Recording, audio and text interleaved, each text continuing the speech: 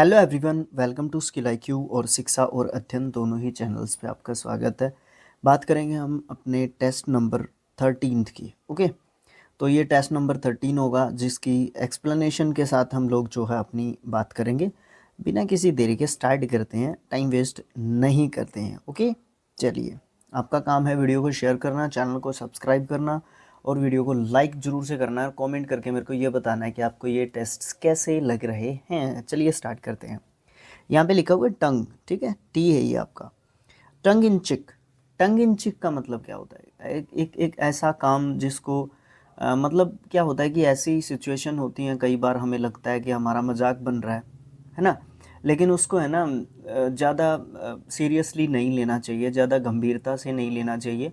Because सामने वाला जो है एक तरीके से ये चाहता है कि आप मौज मस्ती के लिए जो है वो बात की गई होती है, और वो हमें पता भी चल जाता है। कई बार हमें पता लग जाता है कि सामने वाला मजाक के हिसाब से बात कर रहा है या सीरियसली वो जो है एक तरीके से बोल रहा है। ओके, तो यहाँ पे जो है ऑप्शंस आपके पास हैं, 4 ऑप्शंस हैं। इनमें से देखते हैं आपका आंसर क्या है।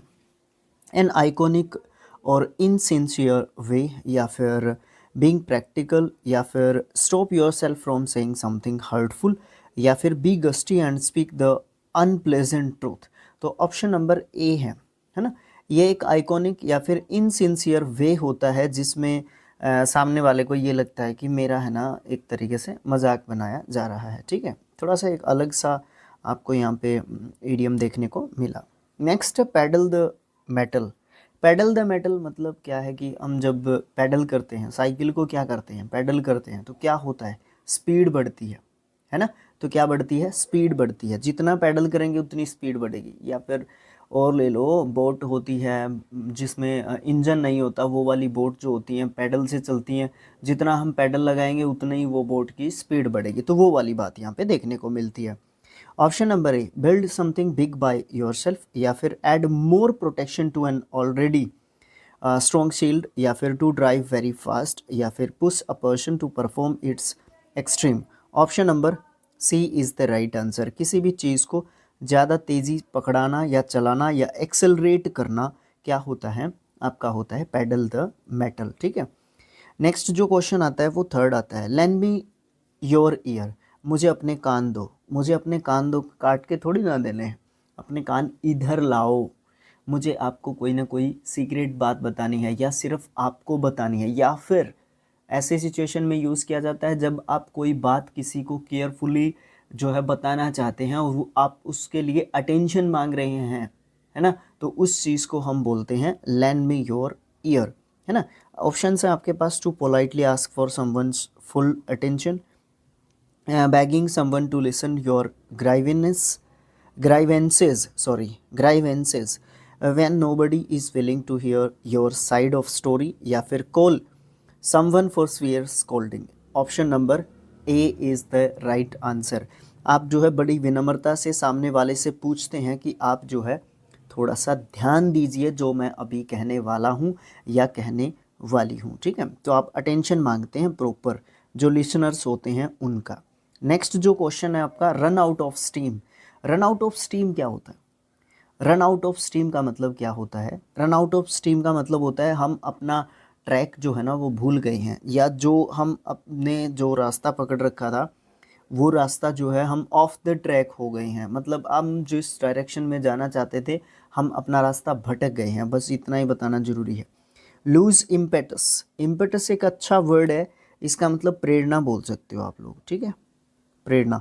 एंथुथियाज्म आप बोलते ही हो, उत्साह बोल सकते हो। ठीक है, तो लूज इम्पेटस और इंथुथियाज्म, इम्पेटस। उसके बाद है to keep going even after losing all energy. अच्छा ऑप्शन है। Have no more funds to protect proceed any further, ये भी अच्छा ऑप्शन है। Build interest as you go along.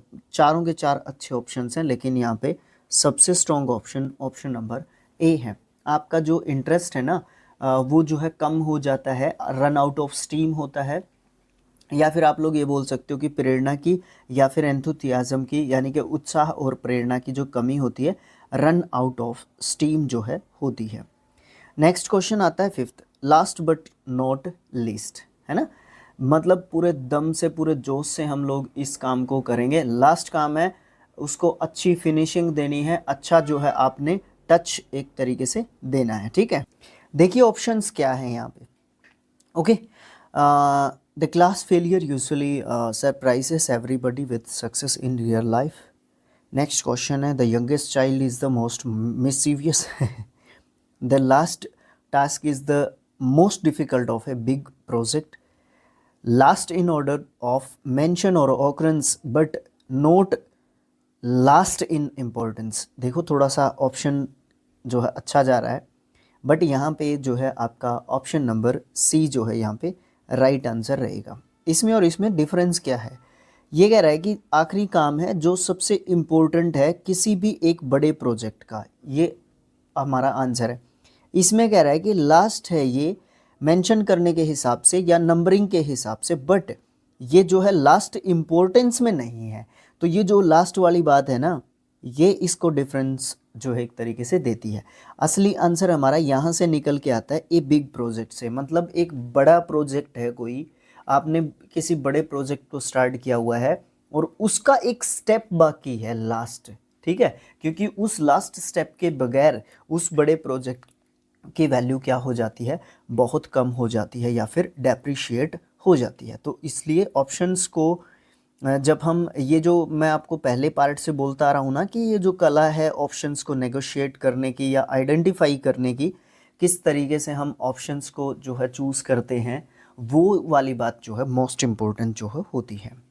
Go belly up, जब पेट बढ़ेगा तो क्या होगा भाई, तो भाई कोई ना कोई प्रॉब्लम होगी, है ना। और एक बोलते हैं गो बैंकरप्ट, मतलब जब बैंकरप्ट हो जाता है ना आदमी, तो गो बैली अप जो है उसको बोलते हैं।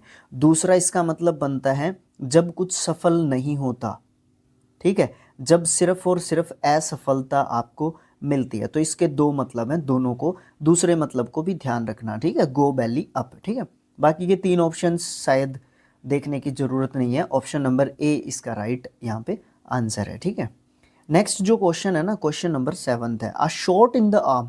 अ शॉट इन द आर्म, देखो थोड़ा सा ये कंफ्यूजिंग सा भी है और थोड़ा सा अलग सा भी है ये एक तरीके से ये इडियम, बट इसके बारे में अगर मैं कुछ आपको बताना चाहूँ तो इसका बोल सकते हैं change in mood, change in mood, ठीक है, मूड में चेंज होना, ठीक है ना, इंटरेस्ट में चेंज होना एक तरीके से बोल सकते हो, ठीक है, एक तरीके से। या फिर एक बोल सकते हो आप जिसमें उत्साहवर्धन होता है, उत्साहवर्धन होता है, या फिर बायसेक्सुअली भी आप इसको एक तरीके से बोल सकते हो, एक केमिकल रिएक्शन से रिलेटेड भी आप इसको कर सकते हो।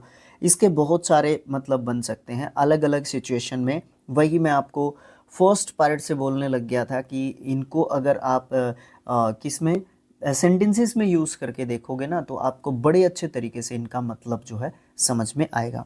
तो यहाँ पे ऑप्शंस हैं आपके पास, a shot in the arm के, get hit by something, lose physical strength, lose motivation to do a task, या फिर टू एनक्रेजिंग या an encouraging stimulus. Option number D is the right answer. एक ऐसा stimulus, एक ऐसी chemical process जिसमें हम अपना जो एनक्रेज करते हैं, किसको, स्टिमुलस को एनक्रेज एक तरीके से करते हैं, उद्दीपन को एक तरीके से दिया जाता है जिससे क्या हो, हमें एक तरीके से एनकरेजमेंट हमारी बढ़े उससे, ठीक है, ये वाली बात हमें देखने को मिलती है। नेक्स्ट जो क्वेश्चन क्या है वो कहता है योर नंबर इज़ अप, अब आपकी बारी आ गई है, अब आपकी बारी आ गई है। यहाँ पे लॉटरी से रिलेटेड ले सकते हो, सट्टे होते हैं इनसे रिलेटेड ले सकते हो, और भी बहुत सारी ऐसी चीज़ें होती हैं, लेकिन जिसमें नंबर आने की बात होती है। नंबर आना मीन्स टोटली सट्टा नहीं बोल सकते आप लोग, ठीक है। मान लो आपका रिज़ल्ट आना था, इसको पॉजिटिव वे में लेते हैं ना, नेगेटिव में क्यों ले।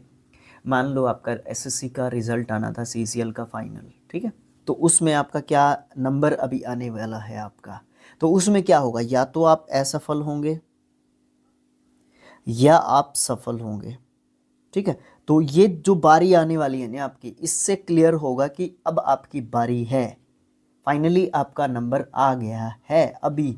अब आप या तो सक्सेसफुल होंगे या अनसक्सेसफुल होंगे, दोबारा से हम उठेंगे, दोबारा से हम तैयारी करेंगे, ये वाली बात आपको देखने को मिलती है। ऑप्शंस के पास आइए। When you win bye batting on your lucky number, अरे भाई यही तो होता है ना, इसीलिए तो ऑप्शंस दे रखे हैं उसने। The time has come when someone is doomed to suffer a disaster, या फिर विन आ लॉटरी और लकी ड्रॉ, या फिर ये ऑप्शंस ए और सी इसीलिए दे रखे हैं, to be chosen one from a large group. यहाँ पे आपका ऑप्शन नंबर ए नहीं है और सी नहीं है, माइंड इट, आपका ऑप्शन नंबर ए नहीं है, सी नहीं है, ठीक है, इस बात को बड़े ध्यान से देखना है, ठीक है, ओके, इस चीज़ को बड़ा ध्यान रखना है, इस चीज़ का बड़ा ध्यान देना है, ठीक है। ऑप्शन नंबर बी जो है यहाँ पे राइट आंसर होगा।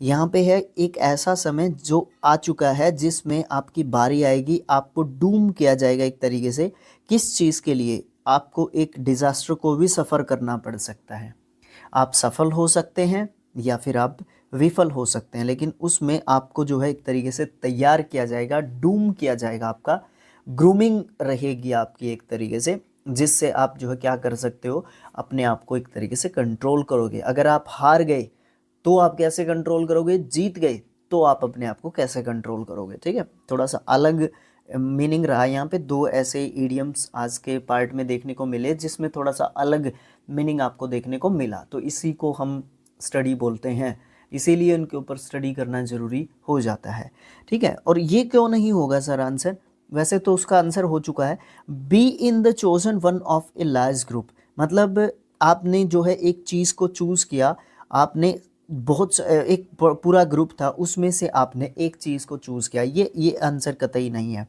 ये आंसर है कि एक ऐसा समय आ गया है जिसमें आपको जिस समय पे आपको क्या करने की ज़रूरत है, आपको ग्रूम करने की ज़रूरत है, ठीक है, या फिर डूम करने की ज़रूरत है। व्हेन पिग्स फ्लाई, जब क्या उड़ते हैं, सूअर उड़ते हैं, भाई जो आसान काम है ही नहीं, जो हो ही नहीं सकता, जो पॉसिबिलिटी में ही नहीं है, उस टास्क के बारे में बात जो है एक तरीके से की जाना, ठीक है। व्हेन पिग्स फ्लाई, तो हम एक ऐसी सिचुएशन को इमेजिन करते हैं, अब देखो ईडियम से ही पता चल रहा है, व्हेन पिग्स फ्लाई, अब पिग्स आपको पता है कि उड़ नहीं सकते, है ना, इम्पॉसिबल चीज़ है ना, तो ये ईडियम उसी चीज़ को दिखाएगा कि जो सूअर होता है वो उड़ नहीं सकता, तो जो सूअर का उड़ना है ना, उसको आप किस चीज़ से रिलेट करोगे, एज अ मीनिंग उसको आप रिलेट करोगे कि वो एक इम्पॉसिबल टास्क है। तो इसलिए आपके पास ऑप्शंस क्या क्या हैं, day dreaming about fanciful things हो सकता है, टॉक नॉनसेंस व्हेन इंटॉक्सिकेटेड ये भी हो सकता है, another way of saying that every dog has his day, अरे नहीं नहीं नहीं नहीं ये नहीं हो सकता, है ना, पॉसिबली नहीं है ये बात। A way of saying that something will never happen, बिल्कुल बिल्कुल, आप option A B and C तीनों को आप नेगलेक्ट कर सकते हैं। एक ऐसा तरीका, अ वे ऑफ सेइंग, बात कहने की एक बात कहने का एक ऐसा तरीका, दैट कि समथिंग विल नेवर हैपन, कि ऐसी बात जो कभी भी घटित नहीं हो सकती, दैट जो जो जो चीज़ है ना वो क्या है, उस इस सिचुएशन को या इस प्रकार की सिचुएशन को कौन सा ईडियम बताता है, वैसे बहुत सारे बताते हैं बट यहाँ पे आपके according to option when pigs fly जो है आपका इन और चारों ऑप्शंस में से ये जो है बात बताता है। नेक्स्ट एंड लास्ट जो आपका क्वेश्चन रहेगा वो कुछ इस तरीके का रहेगा, इसके बारे में हम लोग बड़े अच्छे तरीके से पढ़ चुके हैं, जो 1580 जो आपके 1580 जो आपके ईडियम्स वहाँ पे पीछे हो चुके हैं, है ना। देखो cost and arm and a leg, देखो cost and arm and a leg, अब आपकी कोस्ट कीमत, एक टांग और एक पैर की कीमत, तो वो बहुत ज़्यादा है ना, बहुत ज़्यादा है, जिसके पास नहीं है उससे पूछ के देखना कि एक पैर और एक टांग अगर आपकी चली जाए, आपके पास ना हो तो आप क्या कर पाएंगे, तो वो क्या है, उसकी कीमत है ही नहीं, वो बहुत ज़्यादा मतलब बेशकीमती जिसको बोलते हैं ना। Option number A very expensive, something which you can easily afford, buy something which is very critical to you, या फिर it takes two very different people to make, क्या है आगे भी है क्या इसमें, हाँ, वर्केबल पेयर, यहाँ पे जो आपका ऑप्शन नंबर ए है ना, वेरी एक्सपेंसिव, बहुत ज़्यादा महंगा, है ना, वो वाली बात, जब हम किसी भी बहुत ज़्यादा महंगी, या फिर महंगी इन द सेंस दो तरीके से हो सकता है, एक तो उसकी वैल्यू हो सकती है और एक उसके पैसे में भी महंगी कोई चीज़ हो, तो दोनों ही सिचुएशन में cost N arm and a leg idiom को हम यूज़ कर सकते हैं। That's it. आज के जो 13th जो आपका पार्ट रहा उसमें आपके ये 10 क्वेश्चंस आपको देखने को मिले। नेक्स्ट जो अपना प्रैक्टिस सेट होगा या टेस्ट होगा, टेस्ट नंबर 14 होगा। ओके, टोटल अपने 14 टेस्ट जो हो चुके हैं, कितने टेस्ट में से हो चुके हैं, 20 टेस्ट में से हो चुके हैं। यह कौन सा एडिशन है सर? ये एडिशन 2023 का है, और फिर 2024 के एडिशन से आप लोग जो है ना 19 टेस्ट यहाँ पे देखने वाले होगे। ठीक है, वीडियो को शेयर करना, लाइक करना, जो चीज़ें हैं शुरुआत में मैंने आपको बोला था वो सब चीज़ें आप जो है कर सकते हैं। Thanks for watching, thank you so much, have a nice day, thank you.